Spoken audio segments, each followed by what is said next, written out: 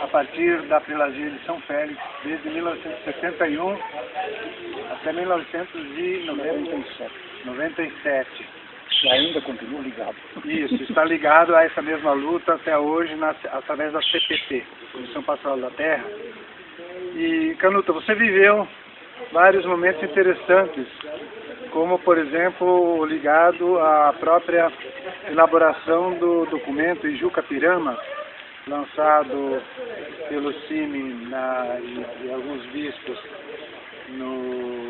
em 1973, que foi o grande parâmetro um pouco de uma postura clara e decisiva, né, da Igreja Católica, de alguns dos bispos que assinaram o documento, alguns missionários, com relação à causa dos direitos dos povos indígenas. Você podia nos falar um pouquinho sobre, para os amigos do CIMI, da causa indígena a esse respeito? Eu fui para São Félix nas vésperas da ordenação do Pedro como bispo, em 71.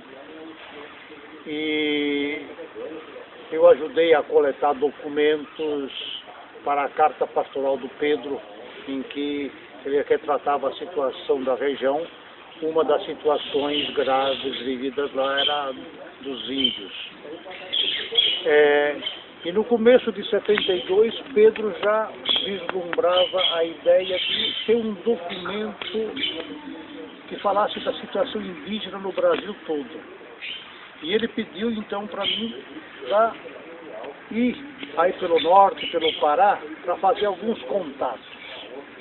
E aí eu fui até Marabá, passei em Marabá, passei em Conceição do Araguaia primeiro, Marabá, depois eu fui até Altamira, onde encontrei o Dom Cláuter,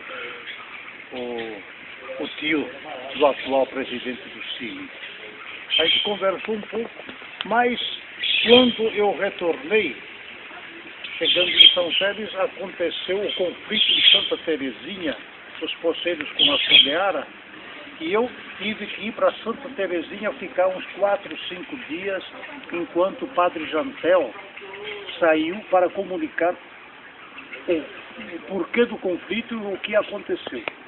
E nesse ínterim eu acabei ficando 13 anos, né? Então eu não tive mais nenhuma participação na elaboração desse documento, mas era uma ideia que o Pedro já tinha com outros bispos desse documento, né? Agora, o meu contato com os índios foi sobretudo através das Irmãzinhas de Jesus no Sapirapé, né? Então, que é a experiência, vamos dizer, que deu toda uma visão nova de indigenismo, né, para a igreja. Uma convivência com os índios, não uma imposição, não uma catequização, não um estilo colonial de catequização, de ação, mas uma presença fraterna, irmã, convivendo, e nós vemos hoje a evolução e o crescimento desta comunidade pela essa simples presença evangélica, né, com alguns cuidados com a saúde, alguma intervenção simples, sem impor nada, sendo simplesmente irmã dos irmãos.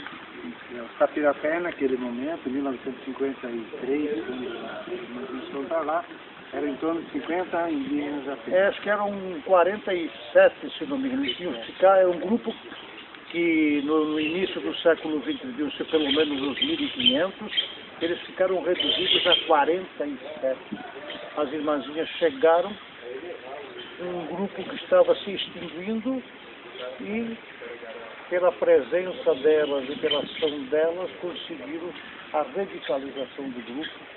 E hoje em dia esse grupo é um grupo forte, e eu digo sempre que esse grupo talvez seja o grupo mais escolarizado do Brasil. Não só entre os índios, mas no conjunto do Brasil.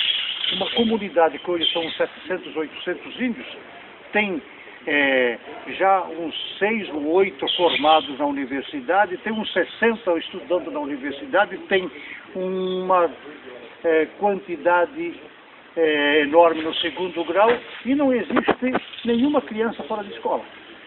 Foi uma experiência totalmente diferente a partir de uma presença, né, com o Luiz e a Eunice, que foram lá e alfabetizaram o pessoal e conduziram todo um processo de educação e formação, né? Você que esteve muitos anos juntamente com o Dom Pedro, naquela realidade conflitiva de São Félix do Araguaia, também vivenciou depois essa experiência das lutas no campo, através da CPT, no qual você está militando ainda hoje. Poderia, assim, nos colocar um pouquinho como é que você viu um pouco essa relação, esse sonho, essa profecia, um pouco de Dom Pedro na questão da vida na terra, tanto dos em terra, na luta pela terra, como os povos indígenas. O que marca a prelazia de São Félix é aquele documento original, a primeira carta pastoral do Pedro em 71, quando se ordenou, né? Onde ele coloca a realidade vivida. Então eram 3 realidades básicas: a situação dos índios, né? Então as terras invadidas, colocou a situação dos chavantes que foram expulsos da sua terra, carregados para uma outra área, 268, se não me engano, carregados em aviões da FUNAI. Um mês depois, uns 90 já tinham morrido de sarampo, que chegaram na aldeia onde eles foram, tinha sarampo, e aí uns 90 morreram, né? Aí tinha a situação dos Tapirapé, que tinham as terras invadidas, que as terras eram praticamente, foram todas vendidas pelo Estado para os grupos que estavam chegando, apoiados pela FUNAI e as grandes empresas, né? E os Carajá, que eram os habitantes do Araguaia, né? Então, a colocação primeira foi sobre a realidade dos índios. Depois era a realidade dos poceiros, pequenas comunidades de poceiros espalhadas pela região, que estavam sendo expulsas pelo avanço dessas empresas que chegaram. E a terceira realidade era dos peões, pessoal que vinha de outros estados, era colocado para derrubar a floresta para a formação de pastos para essas empresas, e esses trabalhadores eram submetidos a condições praticamente de escravidão. Até em 1970, antes da ordenação do Pedro, a Polícia Federal tinha baixado em Santa Terezinha, tinha tirado uns 500 homens da CODEARA, a Companhia de Desenvolvimento do Araguaia, que era do grupo PCN, que estavam em condições de escravidão, queriam sair e não tinham condições, né? Então, essa visão clara e profética dessa realidade e uma voz clara da igreja denunciando isto, que Pedro, marcou Pedro, e que também esteve na origem também da criação do CIMI e posteriormente da criação da CPT, né? Pedro, Tomás, né, estão na base dessa nova visão, dessa nova perspectiva da igreja, que também existia em outros lugares da região. Depois do Concílio Vaticano II de Medellín, tinha vários bispos também envolvidos com isso, né? E aí se começou todo um trabalho novo em relação à pastoral indigenista e toda a criação da CPT, né? Como você vê, por exemplo, hoje, uma nova conjuntura, um novo momento, o time já está com mais ou menos 40 anos, essa irmã um pouquinho mais nova já está chegando lá também. Como é que você vê um pouco essa perspectiva em termos eclesiais e em termos políticos, da pastoral indigenista da terra e também do projeto de sociedade para os sem terra, para os povos indígenas? Eu acho que talvez hoje os conflitos não sejam tão evidentes, não sejam tão gritantes como naquele tempo.